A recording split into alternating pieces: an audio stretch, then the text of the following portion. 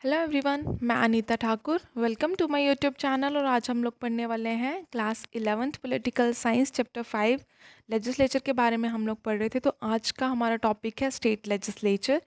इसमें बताया गया है कि हमारे कॉन्स्टिट्यूशन में कुछ ऐसे प्रोविजंस दिए गए हैं जो स्टेट लेजिस्लेचर की फॉर्मेशन के लिए बहुत ज़रूरी हैं। उसमें बताया गया है कि स्टेट लेजिस्लेचर में गवर्नर होगा, एक या दो हाउसेस होंगे। मतलब अगर एक हाउस होगा तो उसे यूनिकैमरल लेजिस्लेचर कहा जाएगा, अगर दो हाउसेस होंगे तो उसे बाईकैमरल लेजिस्लेचर कहा जाएगा।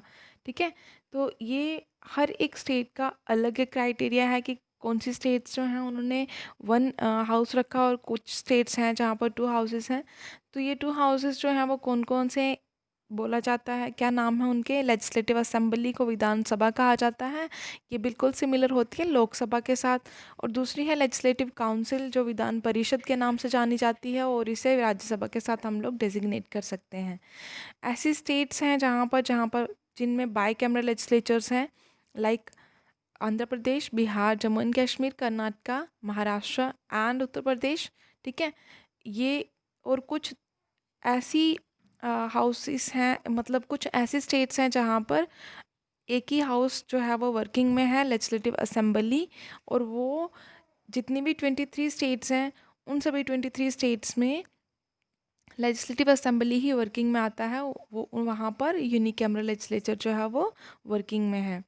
और यहाँ पर ये बताया गया कि ये जो 6 ऊपर हम लोगों ने बात करी, जे-एंड-के, बिहार, महाराष्ट्र वगैरह वगैरह, वहाँ पर बाईकैमरल लेजिस्लेचर जो है वो एग्जिस्ट करता है। गवर्नर जो है वो प्रेसिडेंट की तरह ही उसके पास पार्ट्स होती हैं। वो स्टेट का ओवरऑल प्रेसिडेंट उसको भी कहा जाता है, और साथ में उसको गवर्नर कहा जाता है, जो इंटीग्रल पार्ट होता है स्टेट लेजिस्लेचर का। ठीक है, वो क्या करता है, समन्स और पेरोग्यूज को मतलब एड्रेस करता है। सारी मीटिंग्स जो जितनी फर्स्ट मीटिंग्स जो है लेजिस्लेटिव असेंबली की, मतलब विधानसभा की जो फर्स्ट मीटिंग होती है इलेक्शंस के बाद, उसको कौन कंडक्ट करवाता है, उसको कौन सुपरवाइज करता है? गवर्नर।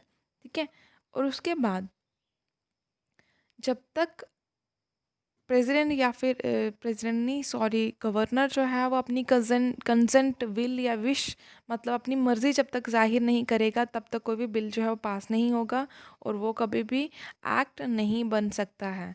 ठीक है, देन उसके बाद यहाँ पर बताया गया है, वेट,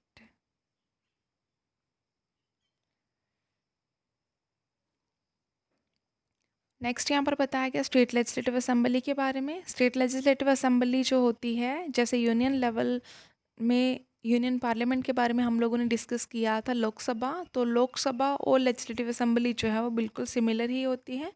इसको lower house of the legislative sorry, इसको लोअर हाउस कहा जाता है स्टेट लेजिस्लेचर का, और पॉपुलर हाउस भी कहा जाता है स्टेट का। और इसमें डायरेक्ट इलेक्शंस होते हैं on the basis of universal adult franchise, मतलब कि जितने भी लोग 18 ईयर से अबव एज के होते हैं वो सभी क्या करते हैं, इलेक्शन में पार्टिसिपेट करते हैं और अपने रिप्रेजेंटेटिव को चूज़ करते हैं।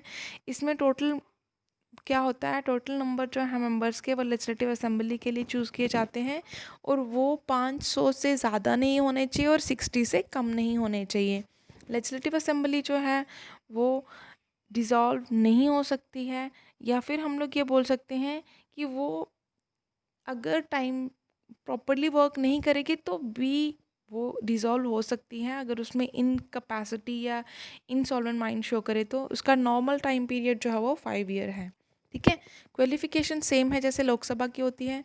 एक कैंडिडेट जो है वो असेंबली का तभी बन सकता है, एक मेंबर तभी बन सकता है जब वो इंडिया का सिटीज़न होगा। उसकी एज जो है वो 25 से कम नहीं होनी चाहिए, और उसने कोई भी पब्लिक ऑफिस जो है वो नहीं होल्ड करा होना चाहिए जो जिससे कि वो प्रॉफिट अर्न कर रहा हो under the government of India. ठीक है, और साउंड माइंड होना चाहिए, काम माइंडेड होना चाहिए, गुड करेक्टर होना चाहिए। ठीक है, तो मतलब किसी भी तरह की उसमें नहीं होना चाहिए ये गुस्सा, क्रोध वगैरह इस तरह की चीज़ें, क्योंकि वहाँ पर बहुत सारे ऐसे इश्यूज आते हैं जिनमें काम माइंड का होना बहुत ज़रूरी है। ठीक है, तो नेक्स्ट यहाँ पर बताया कि लेजिस्लेटिव काउंसिल के बारे में। तो ये अपर हाउस होता है स्टेट लेजिस्लेचर का। इसमें 6 स्टेट्स जो हैं वो इंडिया की एग्जिस्ट करती हैं। मैंने आप लोगों को ऑलरेडी बताया था, आंध्र प्रदेश, बिहार, जम्मू एंड कश्मीर। ठीक है, ये सारी वही चीज़ें वही बताई गई हैं जहाँ पर बाईकैमरल लेजिस्लेचर हैं। पार्लियामेंट ऑफ इंडिया जो है उसने मतलब एम्पावर किया, उसने कुछ पावर्स दी हैं कि आप लोग क्या करो, लेजिस्लेटिव काउंसिल को या मतलब न्यू काउंसिल को भी क्रिएट कर सकते हो। लेजिस्लेटिव असेंबली आपकी अपनी मर्ज़ी है, आप चाहो तो काउंसिल को इस्टेब्लिश करो, चाहो तो ना करो। आप लोग अपने स्टेट के साथ कंसर्न, जिस स्टेट में जिस तरह की वर्किंग चाहते हो उसी तरह से आप अपने मतलब विधानसभा या परिषद को फॉर्म कर सकते हो। और इसको परमानेंट हाउस कहा जाता है स्टेट लेजिस्लेचर का। और ये डिज़ोल्व नहीं होती है, इसके हर 2 साल में 1/3 मेंबर्स जो हैं वो रिटायर होते हैं। लेजिस्लेटिव काउंसिल की कंपोजिशन क्या है, इसमें कौन लोग आते हैं?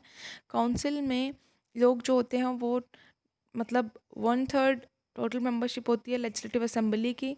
और ये मेंबर्स जो हैं वो 40 से कम नहीं होने चाहिए, ठीक है।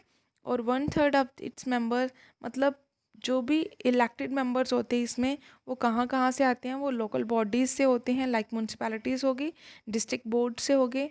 1/3 जो होते हैं वो स्टेट लेजिस्लेटिव असेंबली से बिलोंग करते हैं। 1/12 जो है वो ग्रेजुएट्स होते हैं यूनिवर्सिटीज़ से। 1/12 मेंबर्स जो हैं वो टीचर्स होते हैं। और जो बाकी वाली रिमेनिंग है वो कौन होते हैं? उनको गवर्नर जो है वो नॉमिनेट करते हैं, ठीक है।